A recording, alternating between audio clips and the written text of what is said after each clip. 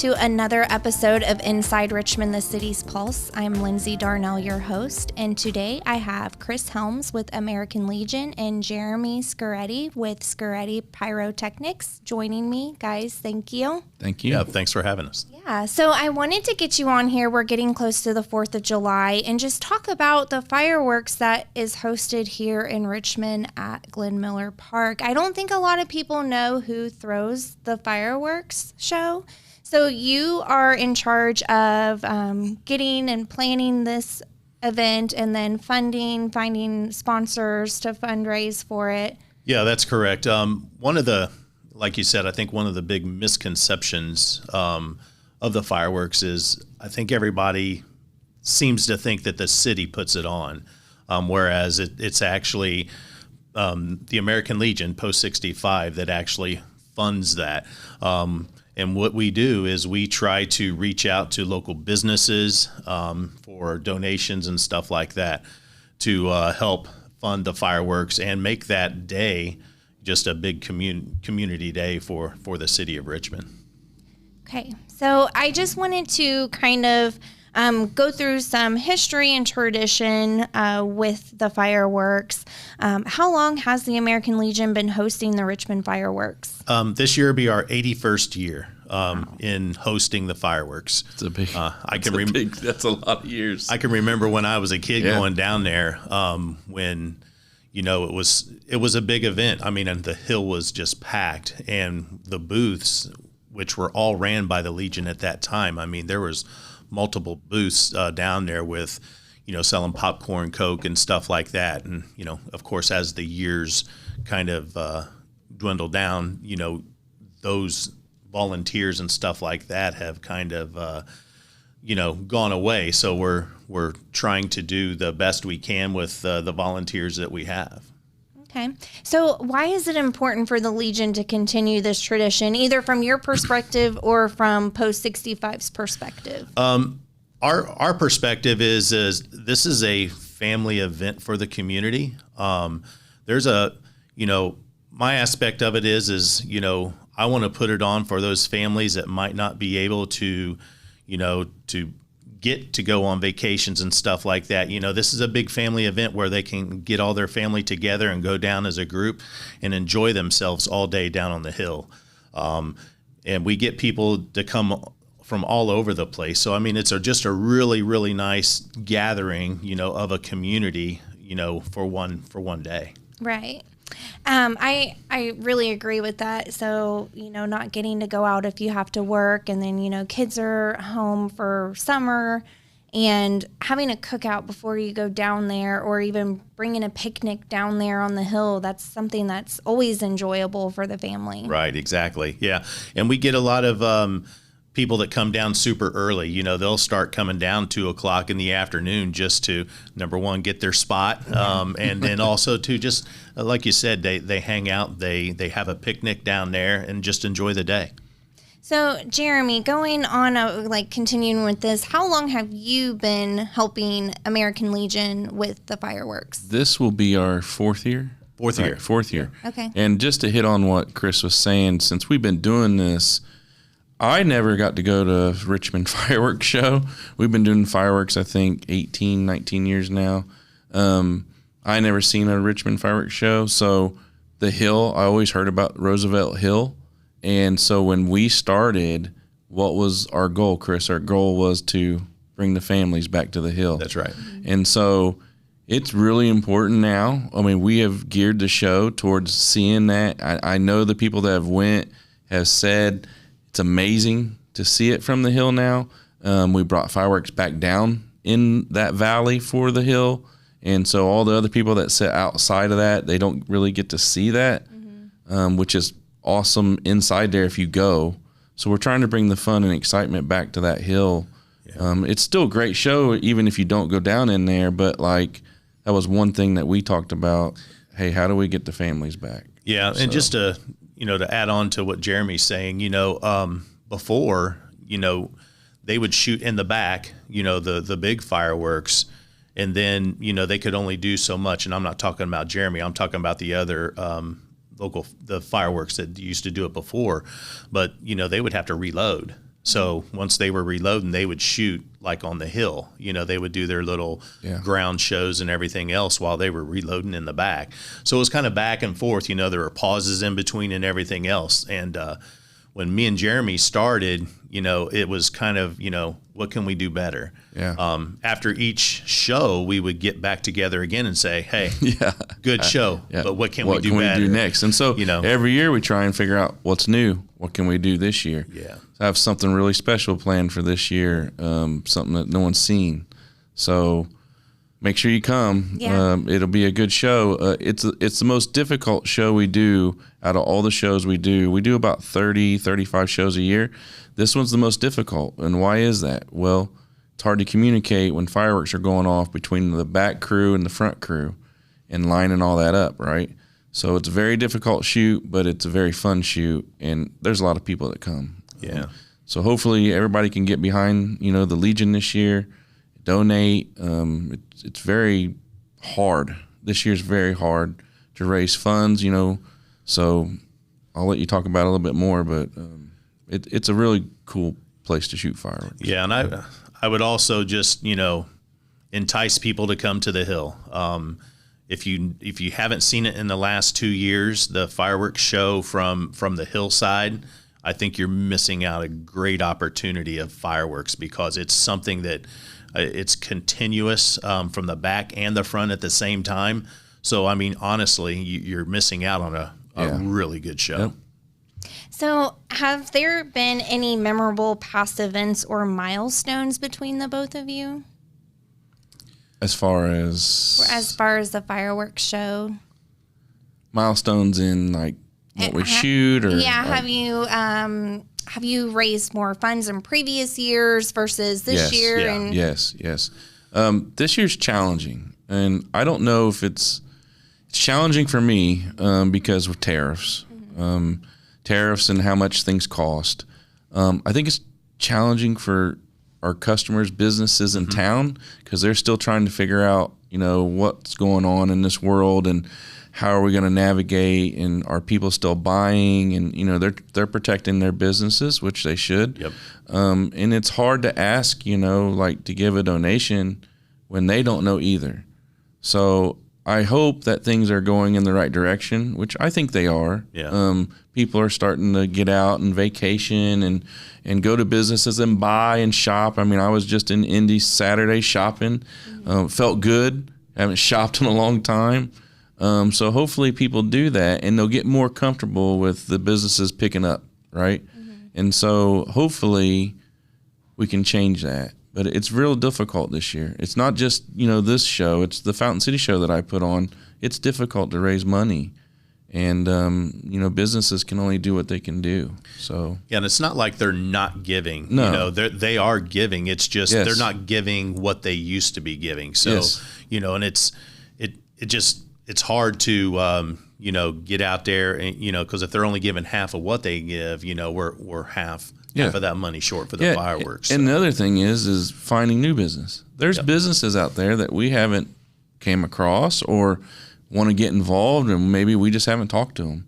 And so that's another thing that, we always look like, man, we forgot about this, let's go ask, and maybe they want to get involved with us. So now it's not just only businesses that can donate. People the public can. The public can donate too. Yeah. And that's another thing, we never really talk about that, but like anybody that wants to donate can, donate to the Legion, and make sure you go through the Legion, because I know there was something that just happened on Kicks 96 ran a story or something that people were trying to scam for their Legion fireworks or something, and make sure you're not out there just giving money to anybody. You definitely want to donate to the right place. Yeah, we're not out soliciting money like out on the streets or anything like that. We're telling people to come down to the American Legion down at 109 North 6th Street and drop off a donation there. You could also mail it, or if you contact one of us, I mean, we'd be more than happy to come pick that up from them. So, but we do not solicit out on the streets for the fireworks at all. So if you do see that, I mean, it's not us. Yeah. Or if it would be the fire department or something like that, that's legit. Yeah. But no, I seen that, and I was kind of disappointed that someone would take advantage of that. So So how much does it cost to put on the fireworks show? So depending on what we're looking to shoot, me and Jeremy get together at the beginning of the year and talk about that. So, we start out, it could get up to, I think the last couple of years we've been around $25,000 to $30,000 to shoot a show. Yeah, and things to remember on cost. Okay, so why does it cost so much to put that on? It's not because I'm putting it in my pocket. We've talked about this. It's the shell sizes and what you're buying, and it can get really technical. But like we don't want the value brand, I guess you could say. We want to do something different, right? It's not like the fireworks that I can go and buy at the fireworks store. So a lot of this stuff, I've been doing this with my brother for a long time, and we handpick a lot of this stuff and sometimes design what we want to see in the sky. And those are really hard to get your hands on, specialty shells, specialty stuff. And that's why I said I got something really special planned for Richmond this year. I'm not going to tell you what it is, but you got to come. But when you get into bigger shells, some of those bigger shells, I think, Chris, we shot 2 years ago, some 12-inch shells. Yeah. They're like $750 a piece. Yep. That's for one shot, okay? We don't do a lot of those. But, some of the other shells, they're expensive, and it's hard to get a 2.5-inch shell over the tree line. So I can't really use smaller shells. That show has to take 3s, 4s, 5s, 6s, 8s, and we're shooting 8 or 10 8s, and those are at least $500 a piece, $400 a piece if it's a specialty shell.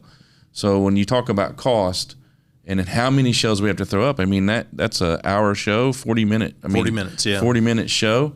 It's a lot of shells, for the way we shoot. Now back in the day, I'm sure they shot a little slower. Right. But anybody that knows what we do, it's not boring. Right. If you go to one of our shows, it's intense. We might hit you with a grand finale and then hit you with a super grand finale. It just, people don't know what's going on. And then, then we slow it down a little bit. It's all about rhythm and what you're feeling. And sometimes I have to slow my brother down because he's back there shooting. I'm like, we're going to run out of shells. But it's fun. And but the more stuff you can buy, the more specialty items you can get makes you better than everybody else. So both of you tell me, how do you feel after you put on a show and you see the faces on the children's, their children's faces? How does that make you guys feel? That's why I do it. That's why he does it. That's why we put in the time and effort to do it. It's amazing. We talk every year after the show, and like he, it's like, that was awesome. I was like, yeah. Yeah, I call him right after, or he calls me right after the show. What do you think? What did you think? So again, we're in contact with one another, but to answer your question on my side of it, I'm up on the hill all day to see kids' faces smiling and having a good time, and just the families enjoying themselves even before the fireworks. And then, I kind of walk out, during the fireworks, and, just the joy that you see on everybody's faces. It's a good thing. Makes me feel really good, about it and everything else. So that's one reason why I continued Fountain City. So you asked that question. I was going to stop shooting Fountain City, I think 3 years ago. We're in our 16th year. The reason why, it's so hard. It's hard to raise money, right? Hard to get that going. And I said, well, I don't know if I have it in me. I don't know if I can keep this up because we're shooting so many shows. I had a person reach out to me on Messenger. They found out I probably wasn't going to do the show. She goes, you saved my family. I said, what? She said, you saved my family. She said, it's the only time my family got together, sat as a family, ate pizza as a family, talked, and had the best time of our lives. You saved my family. That's amazing. And I said, never again. I said, I'll always do it because of her. And I don't think she knows that. I couldn't even tell you her name because it was in the moment and I couldn't believe it. And I said, all right, we got to make it happen. We're going to do this because there's people out there that probably wouldn't have said nothing and I would let them down. So that's why I do it. Yeah, that's why I do Fountain City. It's big. And I think, not only do you seen that message, but that's in a lot of people's minds, Yeah.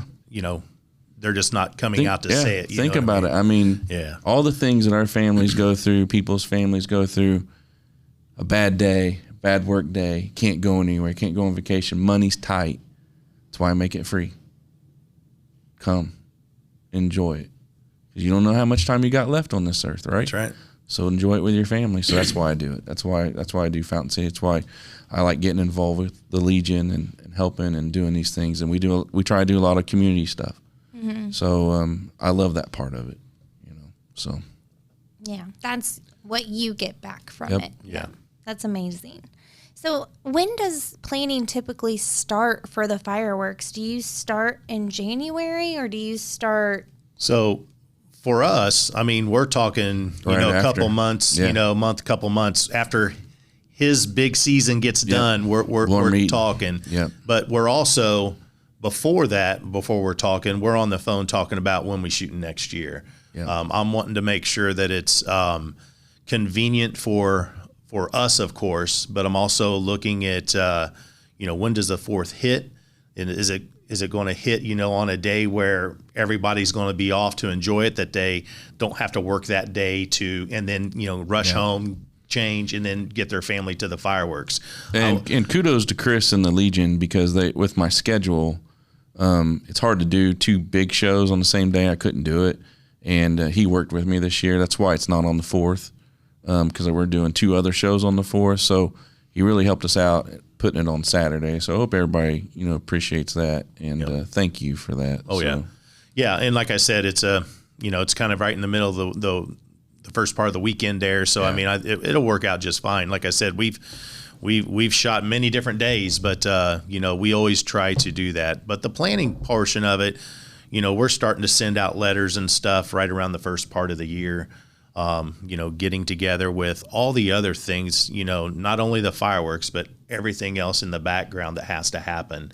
So there's a lot of planning that goes on for the good, that last 6 months up to the fireworks.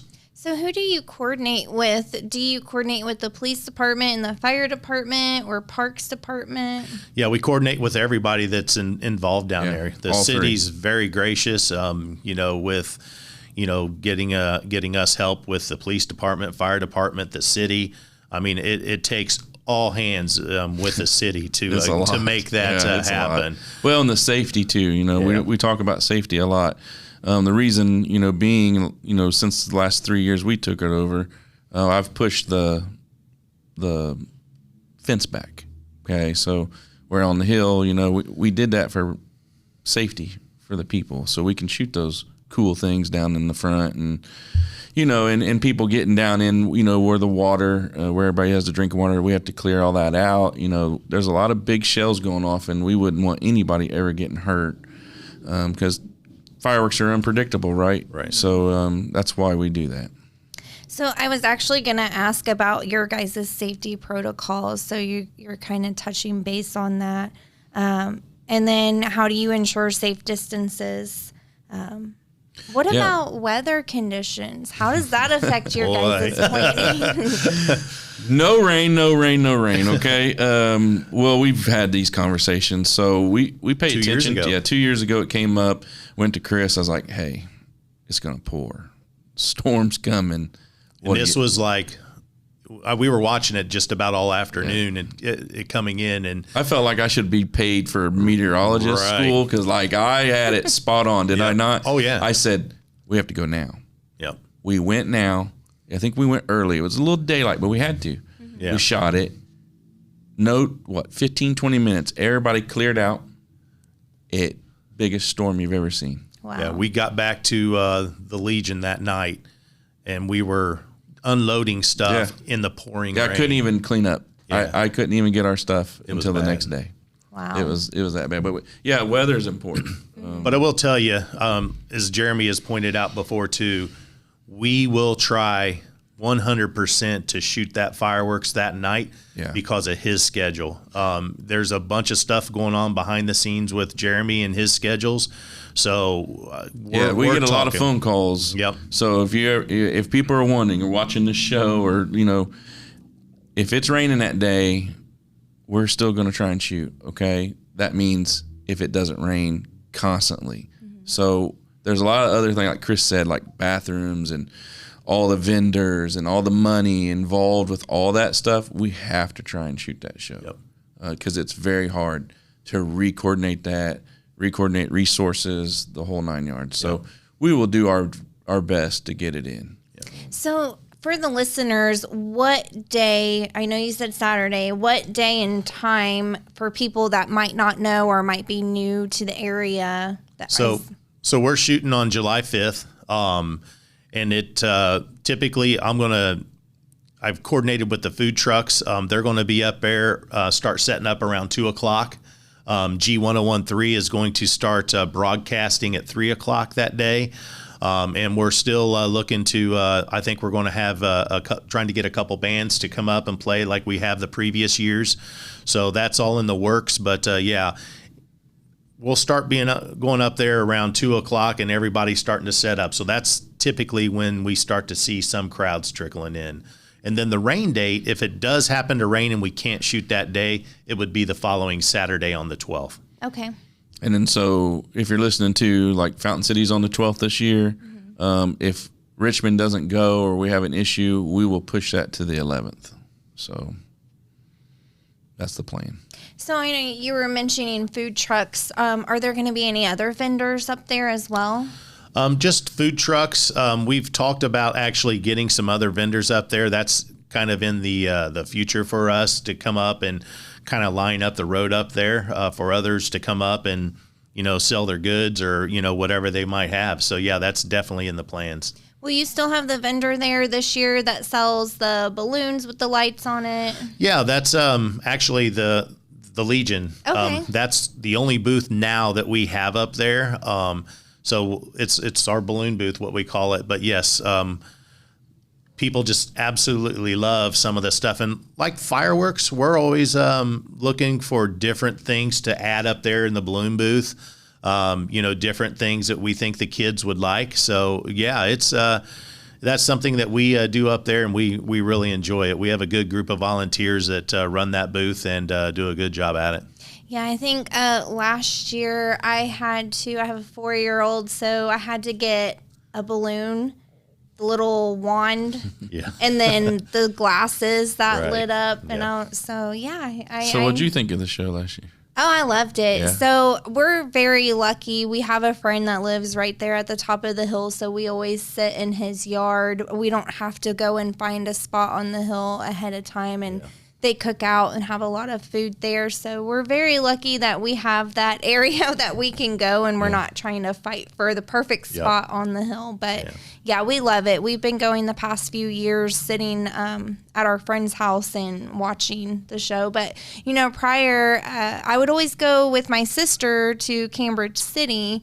They live in Cambridge. So prior years, I would come to the Richmond one sometimes, but I would mostly go to the Cambridge City one just to be with my sister and her family. But no, I really enjoy coming to this one. It's big. So. Yeah, we provide the fireworks for Cambridge. The firemen, they do their own there. But yeah, we do. We have a relationship with Cambridge, and that's why we never really shot Cambridge for them. But we help them. We help them get their products, and they're good people. Yeah, we enjoyed it going there. But no, we really enjoy the Richmond ones. It's a lot bigger. There's more going on, I feel like, and it's just a whole vibe. Yeah. Yep. One of our goals, in the upcoming years too, is to do something, have an all-day event up there where we maybe have a car show or something like that, to where people can just come out, enjoy, and really have a good time. So we're looking at doing some things out there for that in the near future. Again, with the getting some more vendors out there for if they want to sell crafts, whatever that might be. Just a really good celebration day for the 4th. Yeah, just making an all-day festival. That's right. Yeah, that would be great. Yep.